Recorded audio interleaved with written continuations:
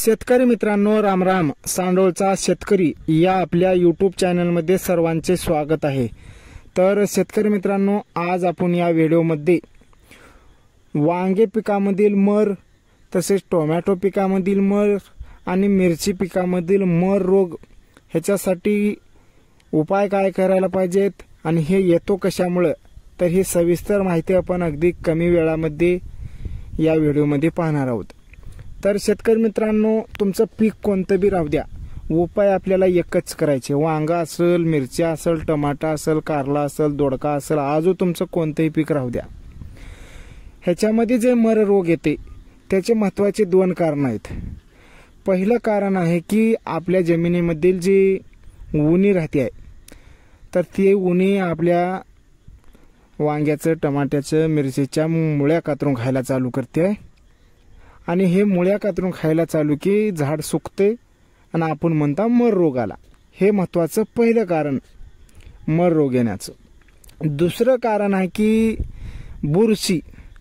बुरशी आपल्या जमिनीमध्ये आपल्या मुळ्याला कातरून खायला चालू केली की मर रोग येतो. हे दुसरं महत्त्वाचं कारण आहे.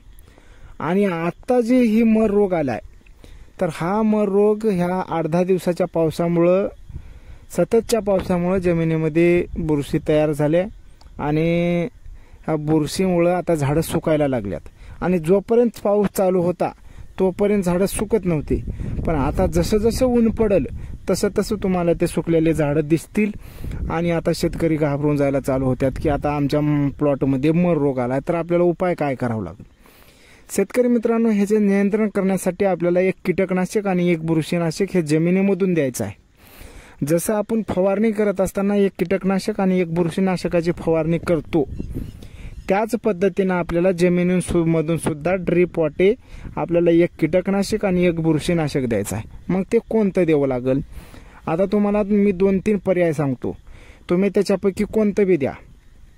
पहिलं आणि जबरदस्त जे उपाय आहे, तर ॲक्ट्रा हे कीटकनाशक आपल्याला घ्यायचं आहे आणि त्याच्यासोबत रोको हे बुरशीनाशक घ्यायचं आहे. एक कीटकनाशक, एक बुरशीनाशक हे आपल्याला 200 लिटर पाण्यामधून सोडायचं आहे. तर ॲक्ट्रा एकरी 100 ग्राम आणि त्याच्यासोबत रोको बुरशीनाशक 500 ग्राम हे 200 लिटर पाण्यामध्ये मिक्स करून आपण ड्रीप वाटी, ठिबक वाटी जर दिलो, तर आपला मर रोग हे थांबल. जे झाडं सुकलेले आहेत, गेलेले झाडं गेले, मेलेला माणूस उठू शकत नाही, तसं गेलेले झाडं आपले थांबणार नाहीत, दुसरे झाडं होणार नाहीत. हा पहिला उपाय. दुसरा उपाय आपल्याला दुसरं एक बुरशीनाशक घ्यायचा, ते म्हणजे वार्डन.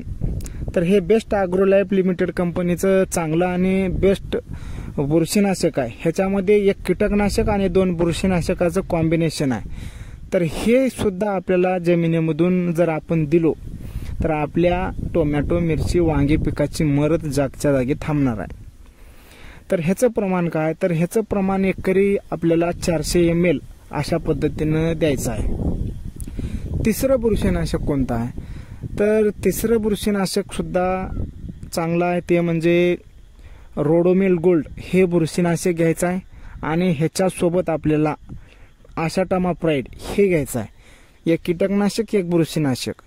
तर शेतकरी मित्रांनो, आशाटामाप्राइड हे एकरी 200 ग्राम आणि रोडोमिल गोल्ड हे एकरी 500 ग्राम हे जर 2 मिक्स करून दिलो, तर आपल्या भाजीपाला पिकाची मर थांबणार आहे.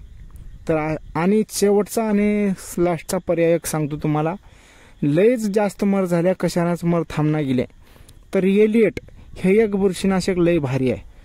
तर हे बुरशीनाशक आणि त्याच्यासोबत एक इमिडा क्लोरोपिड हे एक कीटकनाशक जर आपण दिलो, तर जागच्या जागी आपल्या पिकाची मर थांबल. आणि ह्याचं प्रमाण काय आहे, तर ह्याचं प्रमाण सुद्धा आपण एकरी 500 ग्राम आणि मिडाक्लोपिड 100 ग्राम अशा पद्धतीने देऊ शकतो.